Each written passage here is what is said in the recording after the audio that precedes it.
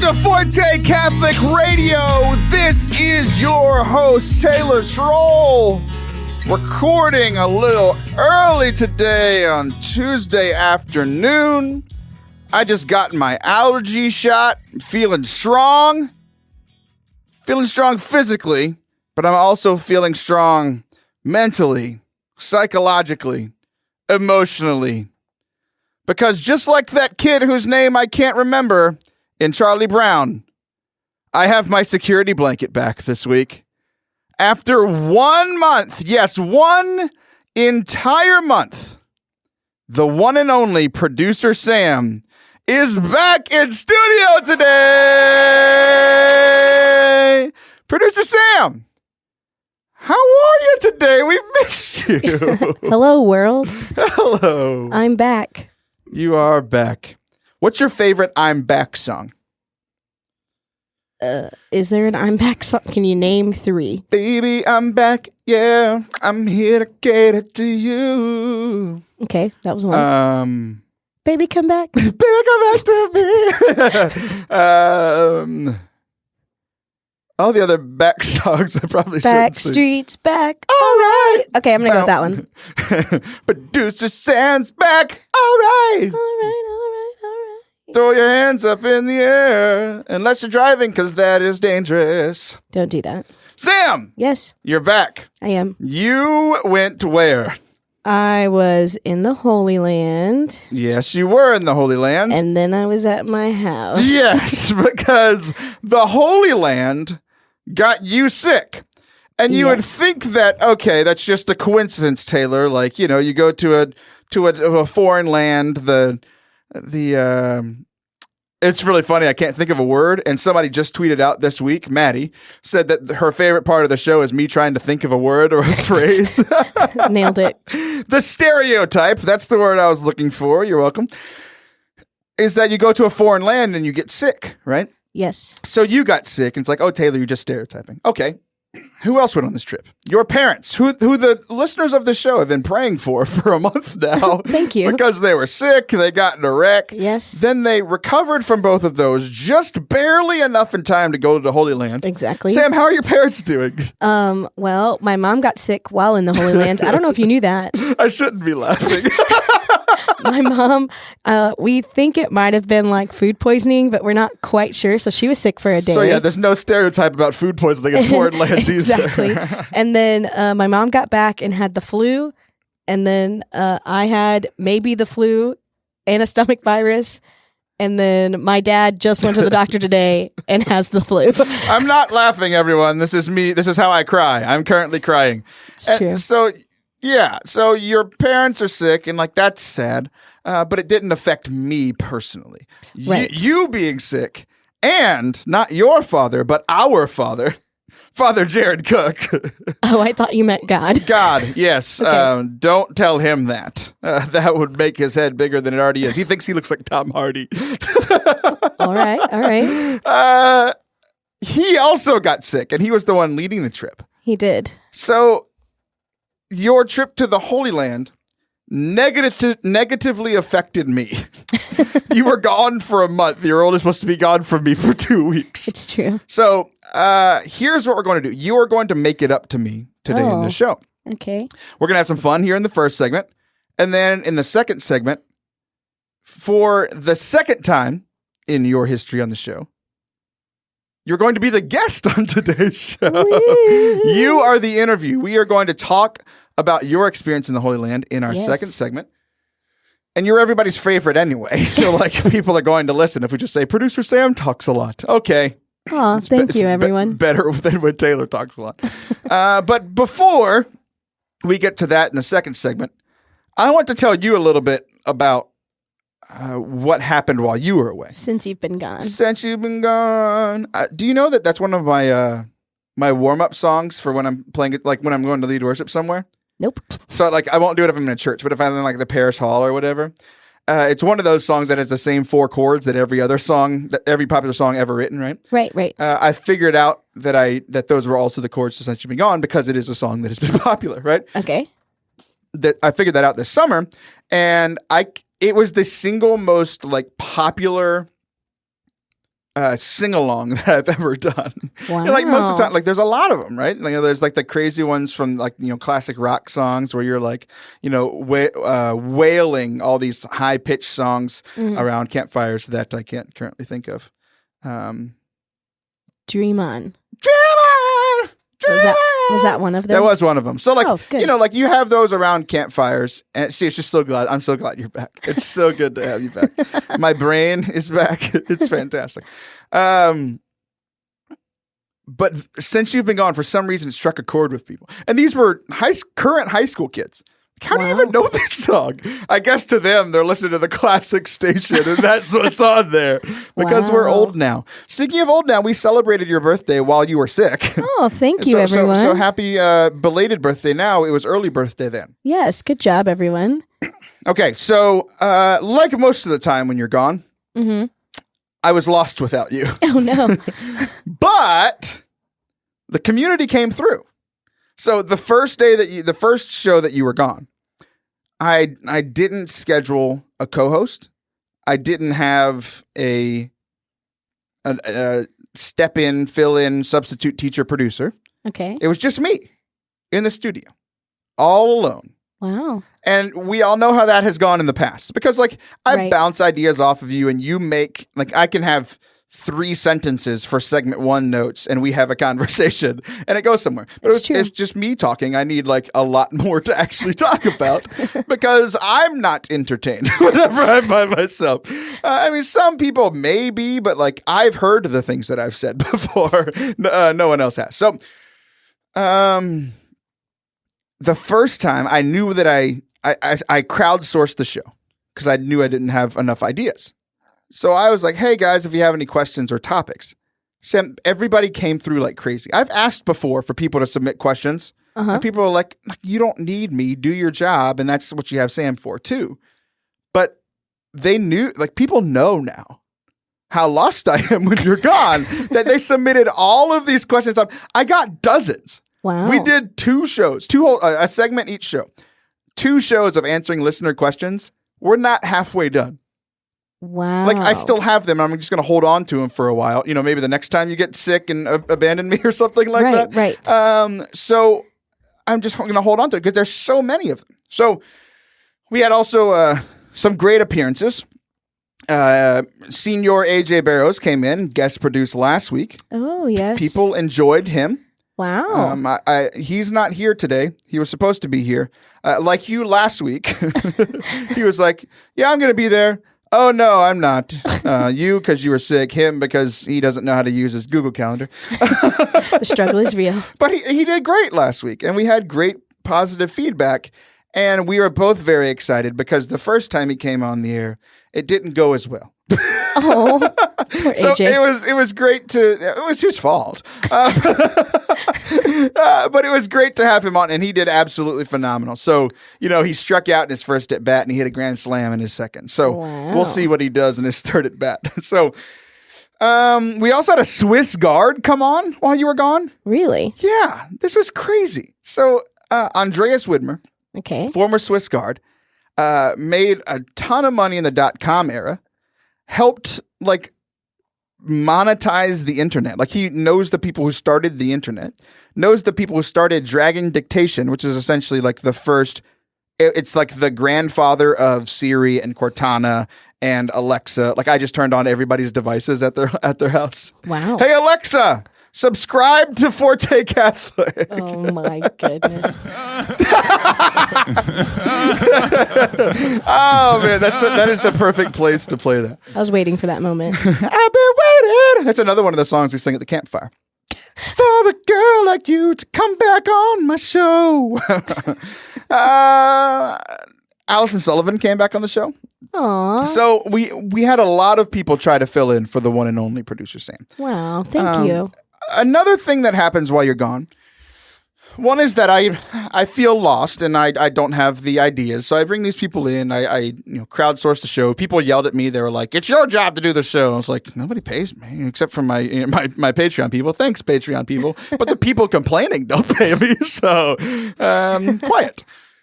So another thing that tends to happen while you're gone is that you're essentially my conscience outside of my body. So Yes. I'll start saying something, and either with your words into the microphone, you'll be like, no. Or you will look at me and just shake your head. You know that cat gif where there's like the cat shaking its head back and forth? Yes. That's essentially what you look like through half of our shows sometimes. That's true. So you weren't here to do that. Right. So here's a few things that we did, and I want you to weigh in. Okay. I want to give the listeners just a kind of sneak peek, a little behind the curtains view of how we do the show. Obviously, there's microphones, there's a soundboard that controls all that. You are in complete control of all those things. You also have my iPad, which has like all of our sound effects loaded into it. Correct. You opened it up today, and you found a few new sound effects, Sam. I did. What were some of those ones that you found? Do you want me to play them? Is that better? No, I don't want you to. Just describe them to the audience. They'd have already heard them. Okay. One is called Private Party. Yeah, Private Party. That was just the birthday for the celebration. One. Yes. What else? I saw the I Win. That one's new. I Win. Okay. So that was from Father Anthony Serapa, the Flu podcast. And I edited it, and you listened to it, and you just looked at me and said, "What?" And I said, "I'll explain it to you in about 10 minutes on the air." That's true. So I got into a race to 1,000 followers with the Roman Circus podcast on Twitter. Yes. Okay. I guess that you can imagine the outcome. Right. I won. So I used that clip to make fun of them, and it was an absolute blast, right? Okay. So I kind of went hard at them. I'm not sure if you would have allowed that to happen, but it was pretty funny. And then from Clerically Speaking, another podcast that I don't think it existed whenever you have Father Anthony's new podcast with Father Harrison. They have a very popular segment called Summa Tweetologica. Okay. And I used that right. Because one of Father Anthony's suggestions when I crowdsourced the show was he said, just read some of my tweets on the air.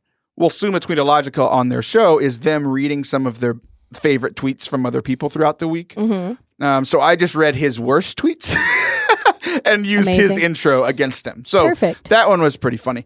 I also yelled at Andy Fulkerson. That's not good. Last week because, I don't know if you've heard about this part, we had a very large argument about me fighting a baby elephant. Okay. So this argument we had on last week's show, by the way, if you're listening to this and any of this sounds interesting to you, you can always find past shows on fortecatholic.com/radio. Sam, you can go listen to them as well if you'd like. Yes. Because, you just hang on my every word when you're in the studio, and you missed 3 weeks. So you're just going to have to go listen and rate it with 5 stars. Yes. So we got in this huge debate on social media, and then we talked about it and this is all AJ Barrow's fault. You can blame him. Okay. I just want you to weigh in because you're unbiased. Right. And I'm going to remain unbiased. Okay. I'm just going to give you the premise. I am 6'2". 6'2". 250 pounds. 250 pounds. A baby elephant. Is 3 feet tall. 3 feet. 200 pounds. 200 pounds. Who would win in a fight? Baby elephant. No, that's the wrong answer. You said you were going to be unbiased. In the premise. Now I'm going to argue with you. Oh, okay. Go ahead. This was the argument. And to be fair, you're with the majority. Okay. And we brought this up on last week's show. And I didn't get to the whole point of why I tried to tie it in, but we ran out of time. Okay. Oh, I see. So essentially, I think that I would beat the baby elephant because I am taller than it. Okay. Like by 3 feet, 3 feet and 2 inches. Right. And I am also larger than it. By a little bit, yeah. By a little bit, yeah. So I see many ways that I could win, like just tackling it and pushing it over. Right. I don't see any way I could lose. Well, I can see ways that I could not win, but I don't see any way I could lose. Okay. Well, I think that baby elephants are really cute. And so you would be distracted by its cuteness. And then all of those videos where the baby elephant sits on the people and then they can't get up because he tries to cuddle in their lap. That's what would happen. And then accidentally, because he wouldn't do it on purpose because he's a baby elephant and cute. He would accidentally sit on you and you would have your face in the mud or something. And then Why you would can't die. I be cute and sit in the baby elephant's lap? Why isn't that an option? Right. Okay.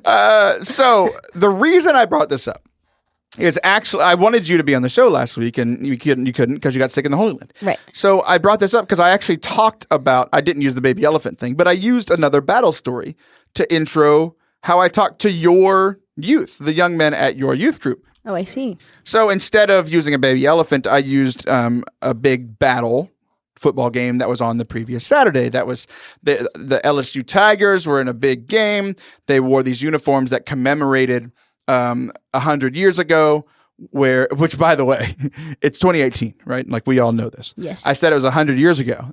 No, I was asking a kid to help me tell the story, and he said, well, 100 years ago is when they didn't have a season because they went off to war. And I said, what year was that? And he couldn't figure it out. Oh. I was like, kid, it was 100 years ago. What do you think?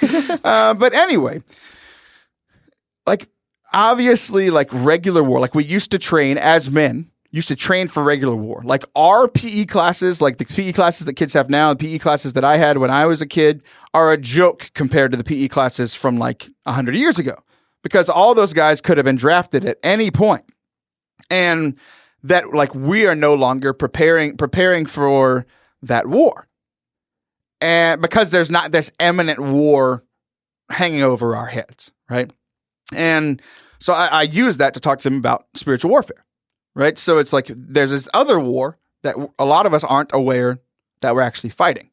And so I used, long story short, the main point that I shared with them was when you go to war, you need to prepare, right? You have to put on your armor. And we've all heard this armor of God story. So I'm not going to go through all of it, but just to kind of to recap some of it, right? Put on the armor of God that you may resist, stand fast with your loins girded in truth, clothed in righteousness as a breastplate, your feet shod in readiness of the gospel. So like the main point that I told them is like, yes, we are ready for battle. But the thing that stuck out to me the most here recently, Miss Shepherd, is that holding faith as a shield. So let's say I'm in a battle and part of my armor gets taken off, right? Where am I going to hold my shield? Over that. That, right? So if part of my leg armor falls off, part of my chest armor falls off, I'm holding my shield there until I can get to a place of safety and put the armor back on or fix it somehow, right? And I thought about that a lot with like where we currently are in our church. Like it is a hard time to be Catholic. We've talked, a couple of months ago when the whole scandal broke loose. We had episodes about it. And so reading this in preparation for this talk with these young men, I realized that myself, and I think most of us, we have all had a piece of our armor taken off. Like we feel vulnerable where we are in the church now or in our personal faith, right? So what's going to be the thing that's going to protect us until we can get out of this, the actual battle for a second, retreat, right? And we talk about retreats, getting out of the battle just for a little while to go back into battle. Mm-hmm. It's our faith, right? It's holding our faith in a place, covering up our weakness, covering up our woundedness until we can get to a point where we can heal that. So that was the whole point of bringing up fighting the elephant, right? So guys, we will be right back with a great guest that we're going to be talking to. You might have heard of her. Her name is Producer Sam. We'll be right back after this break.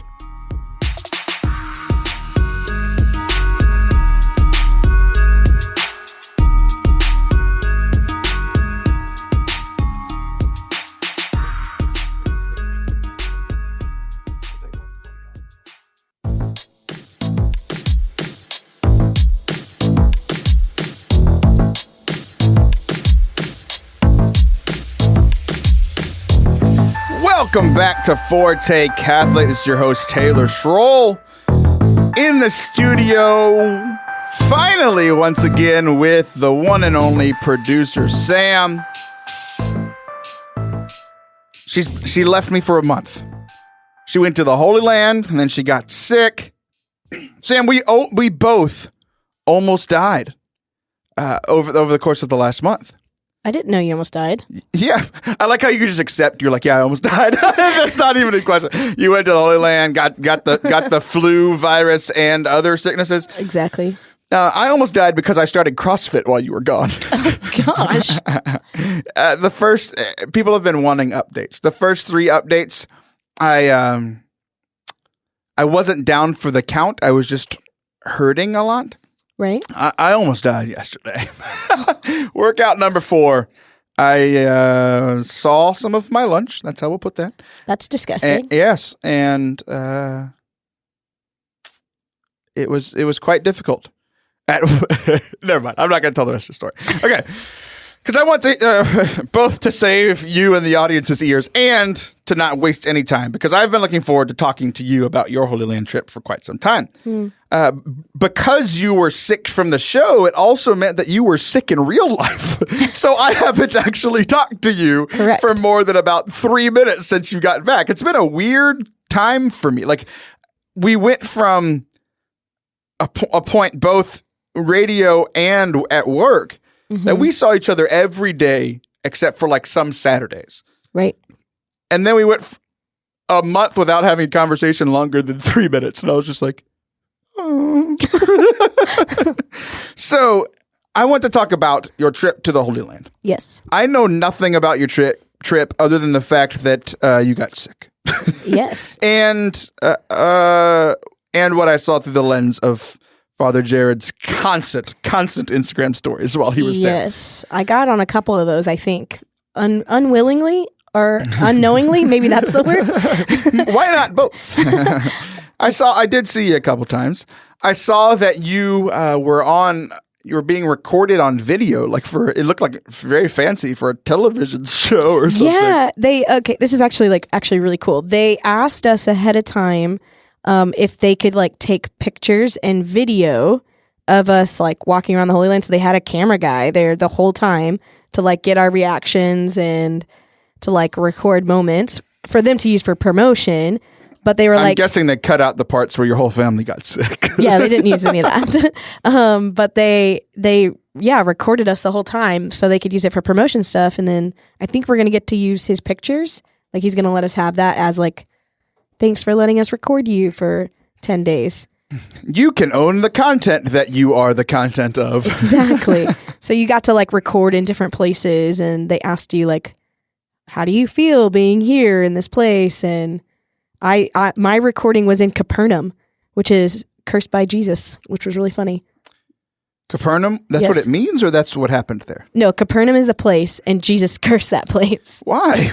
What did they do? That was one of the places that he visited the most and did a lot of miracles and things like that, and they rejected him. So that was one of the places that he said, "You are cursed."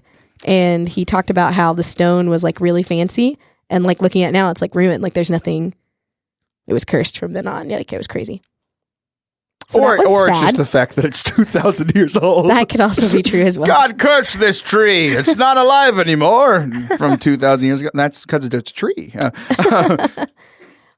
This is one of the things that I always find interesting about hearing people share about the Holy Land, is that I've read the Gospels multiple times each. Yeah. And I don't remember the story of him cursing Capernaum. I honestly don't. Even after you explained it, I was like, I believe you. Yeah.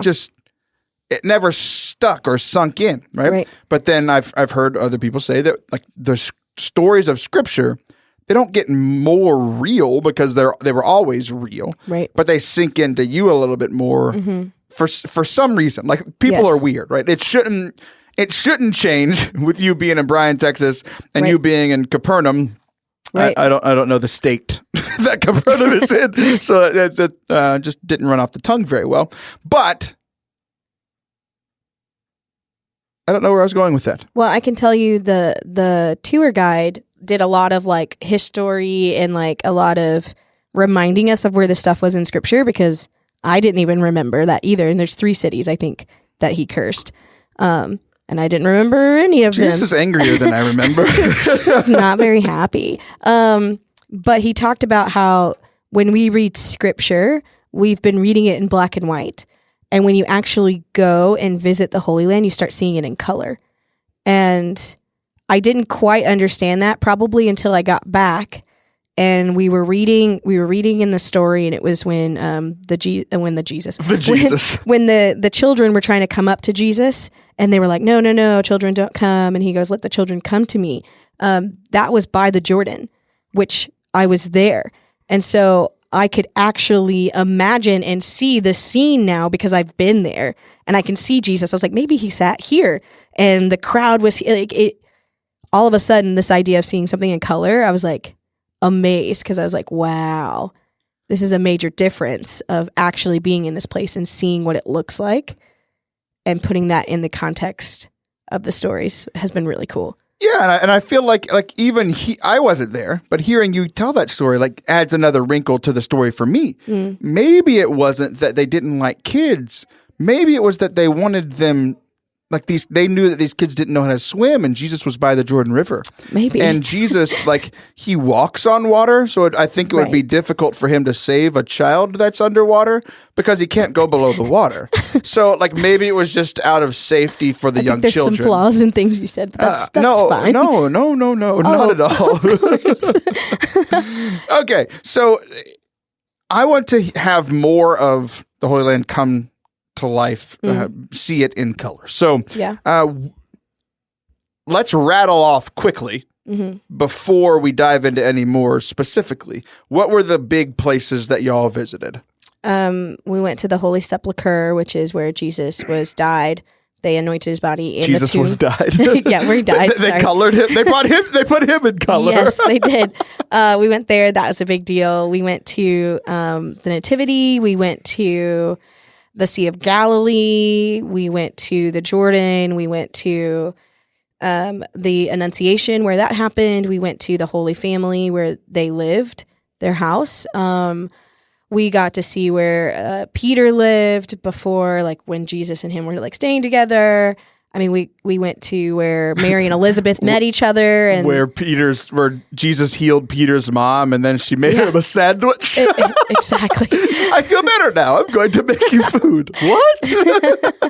So we went to a lot of cool places like that. We went to some other places, Dead Sea. We went to a lot of places. Okay, we've heard them all now. What were your top 3 places that y'all went, and why? Obviously. It'd be boring radio if you just listed them again. No. My top 3.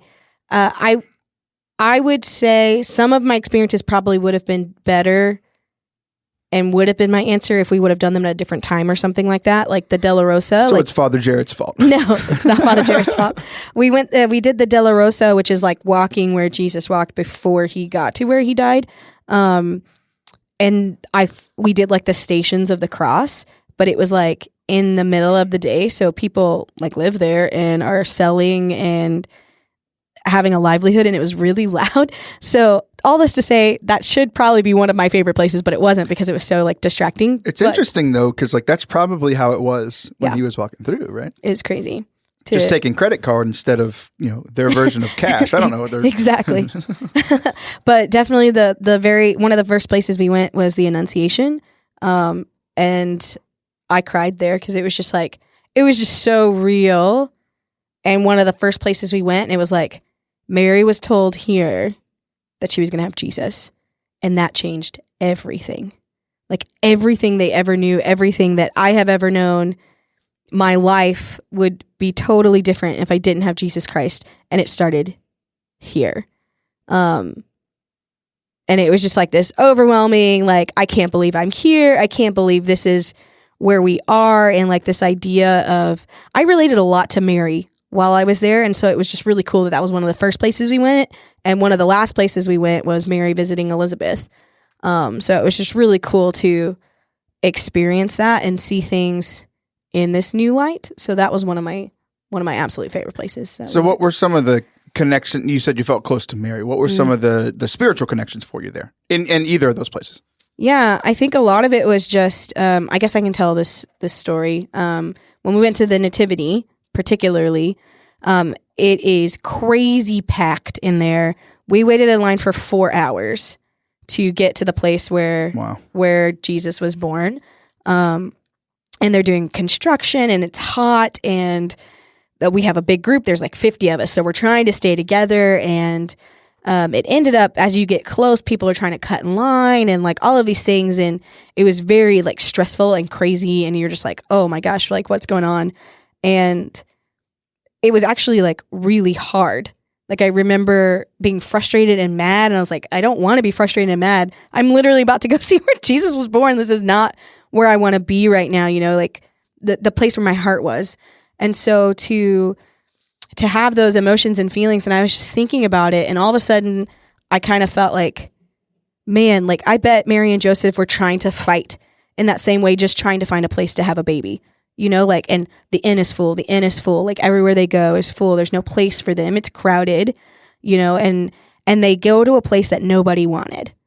They went to a place that nobody cared about or no one really saw as important. And now we are all striving to get to this place, and how much, I don't know, it was just this cool thought of like these ways of connecting to Mary that I never would have thought of before being at the actual place, or feelings or things that are not actually written there in the Bible. I don't know. It was just really cool. Yeah, God, that's one of my favorite parts about the whole God story, right? Is he takes these places, these outcast places, these places that nobody wants to go, these people that nobody cares about, and he takes them, like there's no human explanation for why these outcasts and nobodies became some of the greatest figures, even in our like modern culture, right? Mm-hmm. It's like you don't even have to be Christian, but you know who Moses is, you know who Abraham is, you know who Jesus is. Mm-hmm.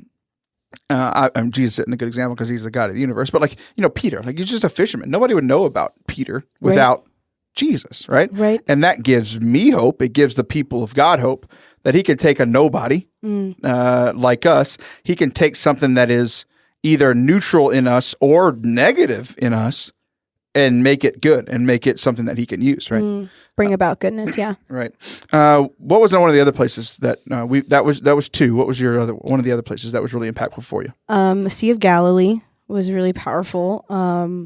Did you try walking on the water I thought about it. You don't even know. And we had discussions of like, okay, so how does this work? Do you just like get out, or do you have to like just jump? Like it's real trust. You just jump and it's going to be like hard, or like, do you sink first so God knows that you really trust him, that you keep trying to walk on the water? Like, what is it? I would imagine that the captain of the boat always has an extra pair of clothes stashed because many dumb people have tried to do this. Jumping off the boat.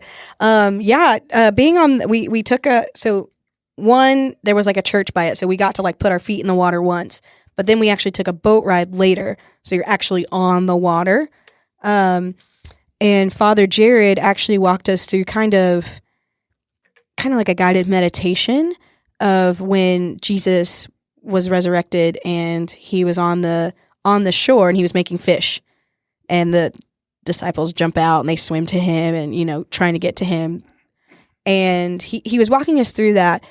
And he was telling us to close our eyes and imagine a shore. Well, I happened to the place I was on the boat actually could see a shore. That's the kind of imaginative prayer that I can do. Imagine a beach. There's one. This works. And so I, closed my eyes and I just kind of asked some questions that I never would have asked before of like, I'm not wearing my glasses, but how did they know that it was Jesus? Like it's not like I would know who a person was standing on the shore there. So like, how did they know? Like, did he yell to them? Like how did they hear him? It's just like questions that I never would have asked before. And so I was actually talking to Father Chris, who was on the trip as well. We were just like talking about that because I was like, I don't understand. Like, how did they know? And he goes, it's when you love somebody, you always know. And it's this idea of like how much the disciples loved him and had spent time with him because they knew it was him. And they were moved to act because of it. They ran towards him. And it's like, how many times in our lives is Jesus on a shore and we don't recognize him? Or we're, okay, hey, nice to see you. And I stay in the safety of the ship instead of getting out and moving into action towards him. So it was just cool, like just cool things I never would have thought about before, or would have even questioned before. So it's been over a week since you've been back. Mm-hmm. What has been the impact from the trip on current day producer Sam? So what have you brought back? What's the spiritual nugget, the human nugget that you brought back from your trip to the Holy Land?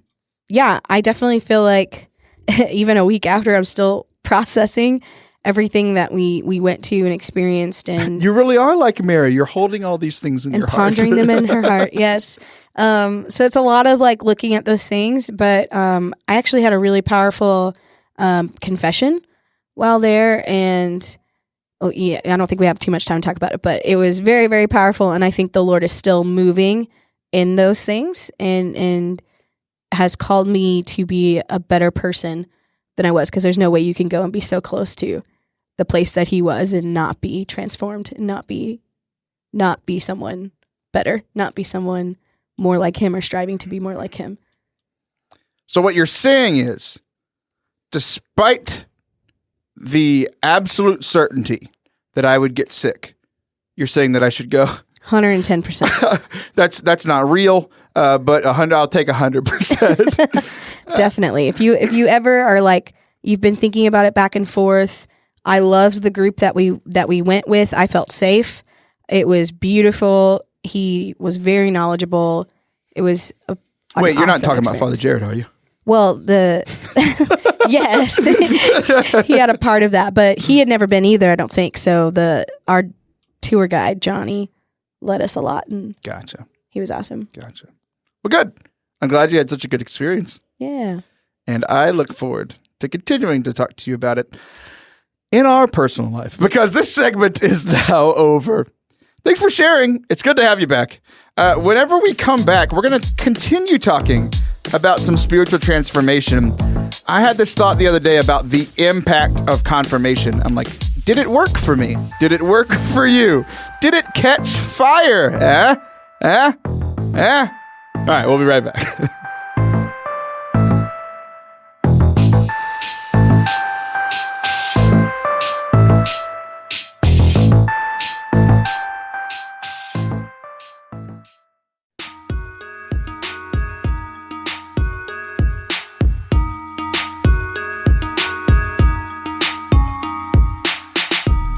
Welcome back to Forte Catholic. I am Taylor Schroll, the loud Catholic himself, here with the less loud, but loud for a lady. Is that fair, Sam? I think as ladies go, you're not always loud, but you have the capability to be quite loud. Yes. It is preparing you for motherhood. It's true. What are you going to name your first kid? Boom, on the spot. If it's a boy, Yeah. Peter. Peter, you get down here right now, boy. I like Peter Michael. Peter Michael. Mm-hmm. Peter Michael, Peter picked a pepper.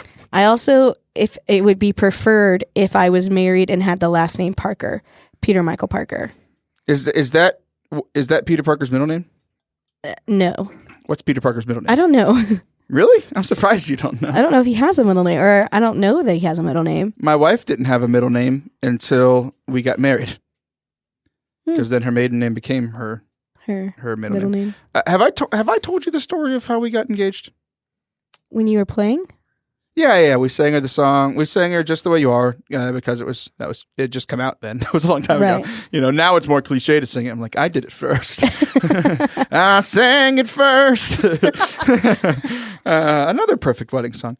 I sang her the song, and then halfway through the song, I went and proposed. It involved the ring pop and a real diamond ring. Don't yell at me. I heard the women listening already glaring at me. I heard them glaring at me. Wow. It's a skill that I have. I've had many women glare at me, so I just hear it now. I was about to say, because we're in the past when this goes out, so that's really impressive. You can know future glarings. There was just, I usually know they're coming. If I'm about to open my mouth, I know that people are going to glare at me. Yeah. Valid. That's somebody should write that as a review of Forte Catholic on iTunes. Along with giving 5 stars, though. He makes people angry. 5 stars. Okay, so I proposed, but it was funny. One of the first things that I said was, I lied to you. That's a great way to start a proposal, by the way. It's true. I knew that if she said yes to me at the end, about me starting that I'm lying, then it was real. Like, That seems you know valid. what I mean? Like, right. this is the worst of me. If you could say yes to the worst of me. I said, I lied. Because this whole song goes, you're amazing just the way you are. Right, but much higher because Bruno Mars is ridiculous. So I said, well, there's one thing that I don't like about you. Because we had always joked about her not having a middle name. And just like I do with you, Samantha Leanne Shepard. Which is not my middle name. I have done this for a long time. I kept giving my wife fake middle names. Oh, okay. And it was funny for her because she couldn't argue with me because she didn't have one. You know? Right, You're okay. like, no, I have one. You know? So I said, there's one thing I don't like about you is that you don't have a middle name. I want to give you one. Because by taking my last name, her last name, Martinez, would become her middle name, right? Right. So she said yes after 25 minutes of just crying, which was very confusing. I thought you were like going to have to describe and make her understand why that was going to be her middle name for 20 minutes. That is and she's something like, my wife would do, though. oh, okay. What do you mean? It's really funny. So Will Ferrell, you know Will Ferrell, right? Yes. Do you think Will Ferrell is funny? I mean, not all the time, really. Elf, he's funny. Okay, that's fun. I don't think I'm funny all the time, and that's where I'm going with this actually as well. All right. So Will Ferrell, whether you like him, and a lot of people feel the way that you do. I think he's hilarious. There are times though that I think he's ridiculous and not funny. A little extra. Which, to be fair, that's how a lot of people feel about me. Like, he's funny most of the time, but there are sometimes, and there are other people that feel like you do. It's like, he was funny that one time when he did that one thing. So there's a vast way of thinking about both Will Ferrell and myself. Will Ferrell's just much more successful than I, right? Right. He makes a living being funny. It's true. As in, like, multiple millions living. He doesn't need to win the lottery because he already has that much money. He has the lottery. His family, his wife and kids do not think he is funny. I heard that. Did you tell me that? I did. I think I did tell you that. Okay. It's a thing that I tell people a lot because it makes me feel better about myself. Because my wife thinks I'm funny, but the amount of times where I tell her a joke and she goes, I don't get it, is baffling to me. So she would, when I propose, wait, I don't get it. What's my middle name going to be? I'm just going to give you one. Your new name is Samantha Leanne Schroll. Okay. Thank you. Martinez. Whatever. So, okay. I don't know how we got onto that topic. Me neither. I completely blame you. It's your fault. But 3% of the audience enjoyed that conversation. You're welcome. You are welcome, 3%. Okay. So last week, I did something crazy. This is how much I told people this last week, but I have to tell them again because I made a sacrifice for all of the listeners. Wow. I double booked myself because I'm a dope. We usually record the show Tuesday evenings, 5:30 to 7-ish, right?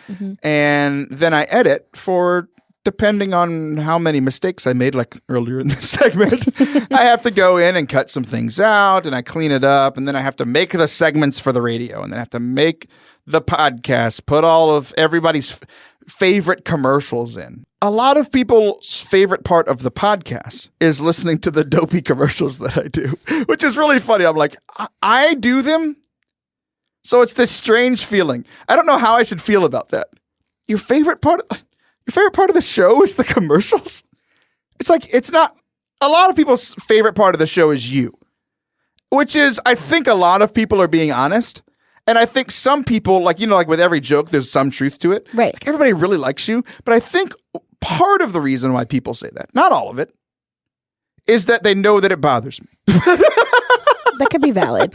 There's some validation, I'm sure. So I don't know how I'm supposed to feel about people liking the commercials more than the show. It's like, it's all my content, so I guess it's fine. But I work hard on the show. The commercials are just threw together and I'm being random and silly, which most people would say that's what the content of the show is. But well, what do you think? How should I think about that? I mean, I don't think I've ever heard any of these commercials. That's what I was thinking about in this whole conversation that you were just saying. Here's what we're going to do. Okay. Taylor made a lot of mistakes earlier in the show. So I'm going to have to go edit a lot of this out. Okay. Right here, I'm going to put one of the commercials so that you can hear it. Okay. Ready, set, go. Howdy. Do you or anyone you love have a beard, lips, or skin? If this is true for you, then we have a great deal for you from our friends over at Catholic Balm Co. No, I didn't say bomb. I said Balm, B-A-L-M. Head on over to catholicbalm.co/forte. Here's the deal. Anytime you use that link, you are not only supporting the work here of Forte Catholic, but you are also supporting youth ministry throughout the country. And you're not just giving to us and to these great causes, you are getting a special deal as well. If you enter the code FORTE, F-O-R-T-E, you will get not 10, but we've turned the discount to 11% off your next purchase. Go check it out. Beard balm to make your beard luscious like mine. There's lip balm and hand lotion, all kinds of great stuff for all your beard, skin, and lip needs. Once again, catholicbalm.co/forte to support the work we are doing here at the show, Catholic Youth Ministry, and get some great new products for yourself and or your loved ones. Peace. Beard, lips, and skin. Sam, do you often think about your beard, lips, and skin needs? No, I don't. So obviously it's silly. We did another one for Sacrilegious. We just became affiliates with them. Can you guess how I start off the commercial? No. Do you or anyone you love have feet? Of course you did. So we have fun with our commercials. Okay. All this, I don't know how we got onto this, but I know that we started talking about how I sacrificed for the audience last week. Yes. Recorded the show. Then I went to go drive to teach at our RCIA class for St. Joseph's. Right. Then I came back to edit. I spent hours here, multiple trips to and from the studio, and I'm doing the same thing today because I'm teaching at RCIA tonight. Because last week, everybody knows that I have a very particular set of skills. And by that, I mean my style is quite different than most people's style, right? Both in teaching and, on the radio. So if you've never heard me speak in person, it's a lot like this. I got a call the day after RCA from the person in charge. And I was like, oh, no. You know what I mean? Like, somebody complained or whatever. I got for the most part, and this is how it is most time when I go speak most places, because of my style, most people kind of liven up because they're like, this is different than what we usually have in church. I actually kind of enjoy being here. The whole make Catholicism fun again thing, right? Mm-hmm. But there's always a few people who are like leering at me. Like, again, I can feel them in the depths of my bones staring at me and trying to make me explode with their minds, right? Mm. So I figured one of those 2 or 3 people, of the 50 people that were there were 2 or 3 that were not sure about me. We'll say that, right? So I thought somebody was calling to complain. And instead, I actually didn't answer the call because I wasn't ready for it. So I called this person back later. And I was like, hi, so-and-so, how are you? And they were like, Taylor, we want to thank you so much for coming. Will you come back again next week? I'm like, whoa, that was unexpected, right? So I'm going back today to talk about confession. Last week I talked about confirmation. I want to end our conversation today here with a conversation about this last part of confirmation, the effects of confirmation. So for me, I remember my confirmation. I remember going through confirmation class, and I remember learning a lot about faith, but I don't feel, and maybe it's my fault, maybe it's the people who's teaching, like, it was lacking. I don't know. It was probably me, right? But I learned a lot about the faith, but I feel like I was lacking in my knowledge of what confirmation actually was, like what the sacrament actually did, what it was supposed to do in my life. So the day I was confirmed, I was like, I thought I was going to feel something, like Rey in Star Wars, where she wants to use the Force. And I was like, I thought I was going to actually feel something, and I didn't. And I was like, well, I mean, confirmation's cool. Like I like Catholicism a lot. I got that out of my preparation, but I don't really understand the effects of my confirmation. And I was like, I got a lot of money for my family as a congratulations. Like, that's pretty cool. But I didn't know what the effects of it were, and I didn't feel any of them. So I was kind of disappointed. What was your experience of your confirmation prep and confirmation day? Well, I know for sure that I did not learn anything because of myself. I know that for 100%. Me and my really good friend to this day. We were terrible in our confirmation classes. Wesley Shimmick? What? We were terrible in our classes. And so to be able to, like, we went through the process and that was just a thing that you kind of did. And confirmation classes were separate from youth group. So I didn't really like that part of it. And it was more like classroom style. So I didn't super like enjoy it. So like going through confirmation, I don't feel like, oh, it was this like magnificent moment. There was like one moment during the mass that I think I was filled with a spirit of fear because the bishop called on me to answer a question and I was not paying attention to any of my classes. But luckily the answer was Superman and I got it right. And it was good. So I don't feel like, again, kind of similar to you. Well, similar and different, I guess. I don't feel like there was any kind of like the clouds opened and I felt the Holy Spirit pour down upon me or anything like that. Yeah, and what's interesting is like a lot of times in the scriptures we see this. It's like there are multiple people who were part of the church who were baptized, but they weren't confirmed. So we see oftentimes the apostles coming and like big things happen, and I expected that. But then like I think for myself, and I think a lot of people's experience is you don't feel anything there, but what was confirmation supposed to do? The big thing is it makes you a full member of the church, but primarily the gifts of the Holy Spirit are increased and strengthened within us. And it makes us not only part of the church, but defenders of the church, right? To be able to live out our faith. And I didn't feel that day, but I look at how much my life changed from that day. Like that was right around when I started in ministry. And all those little steps that I took, the power of the Holy Spirit living within me continued to grow over time, right? And I think it was just a good reminder to me that I'm not always going to feel something, but I'm going to continue to grow in this like I did at the beginning. Like I'm going to continue to grow in the gifts of the Holy Spirit. Love and the fruits, right? Love, joy, peace, patience, kindness, goodness, faithfulness, gentleness, self-control. These things need to become more manifest in me just as they have since my confirmation day. So that's my challenge for you today. Live out your confirmation today. How are those fruits being made manifest more in your life? That was like the challenge to me from God through me giving this talk in confirmation and preparing for it. So, guys, thanks for tuning in. This has been another great show. It's great to have producer Sam back, and we'll be back next week. Say it!